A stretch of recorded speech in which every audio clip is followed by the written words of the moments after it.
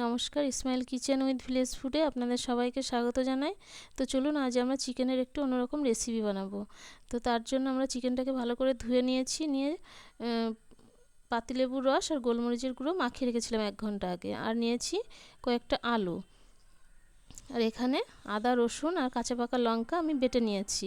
এখানে নিয়েছি পেঁয়াজ, এখানে শুকনো লঙ্কা, তেজপাতা, গোটা জিরে আর গোটা গরম মশলা, আর নিয়েছি হলুদ গুঁড়ো, আর এখানে আছে শাহি বিরিয়ানি মশলা, আর আছে লঙ্কা গুঁড়ো, ধনে গুঁড়ো, জিরে গুঁড়ো, সরিষার তেল, লবণ, chilli sauce, soy sauce, tomato sauce. তো চলুন এবার রান্নাটা শুরু করা যাক। তো প্রথমে আমি একটু জল গরম করে রেখে দেব। এবার কড়াইতে তেল দিয়ে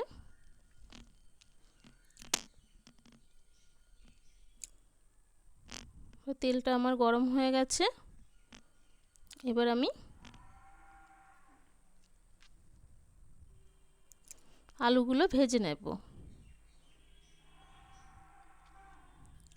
তো আলুগুলো ভাজার সময়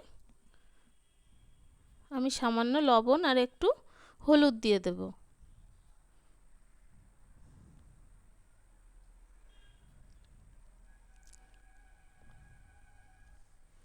এই আলুগুলোকে খুব সুন্দর লালচে করে ভেজে নেব। তো আলুগুলো আমার ভাজা হয়ে গেছে, আমি এবার একে একে তুলে নেব।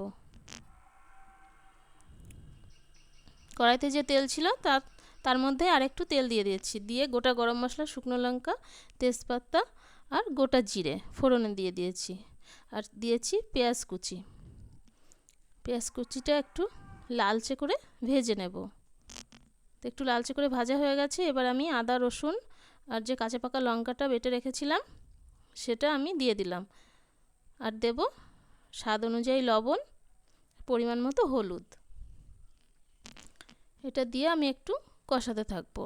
দিয়ে দেবো একটু জল, তো মশলাটা একটু ভালো করে কষানো হয়।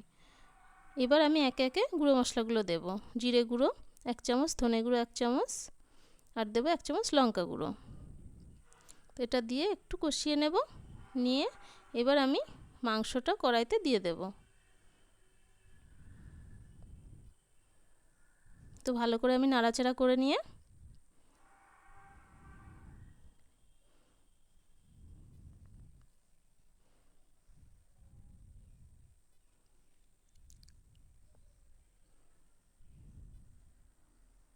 তো 5-7 মিনিটের জন্য আমি থালাটা চাপা দিয়ে দেব।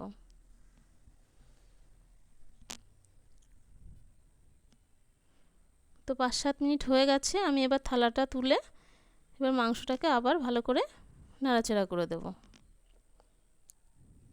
তো এইভাবেই কষাতে থাকবো। তারপর দিয়ে দেব আলু। আলুটা আমার দেওয়া হয়ে গেছে, এবার সুন্দর করে কষাতে হবে। এবার আমি দেব 1.5 চামচ টমেটো সস, আর 1/2 চামচ সয়া সস, আর 1/2 চামচ চিলি সস। সসের পরিমাণটা একটু কম দিতে হবে। দিয়ে এটাকে ভালো করে মিক্সড করে মাংসের উপর দিয়ে দেব কড়াইতে। এটা দিয়ে আবার কষাতে থাকবো।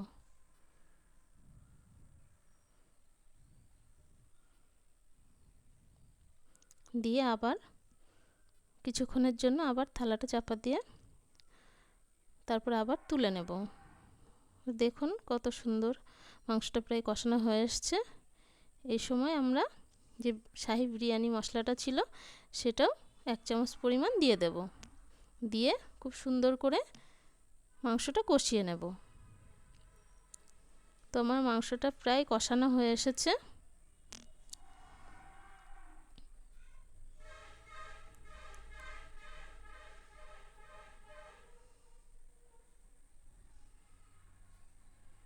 মাংস থেকে তেল ছেড়ে দিয়েছে খুব সুন্দর।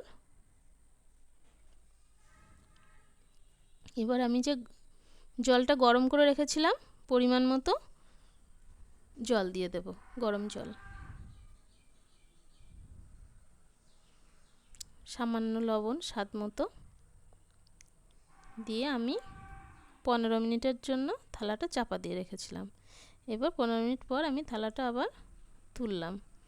দেখুন রান্নাটা প্রায় হয়ে গেছে, আলুগুলো খুব সুন্দর সিদ্ধ হয়ে গেছে। এবার উপর থেকে আমি গরম মশলাগুলো ছড়িয়ে দেব অল্প পরিমাণে। দেখুন রান্নাটা আমার রেডি হয়ে গেছে। তো আমার এই রান্নাটা যদি আপনাদের ভালো লেগে থাকে তো অবশ্যই আপনার বাড়িতে ট্রাই করবেন। আমার চ্যানেলটিকে সাবস্ক্রাইব, লাইক অ্যান্ড শেয়ার করবেন। অনেক অনেক ধন্যবাদ।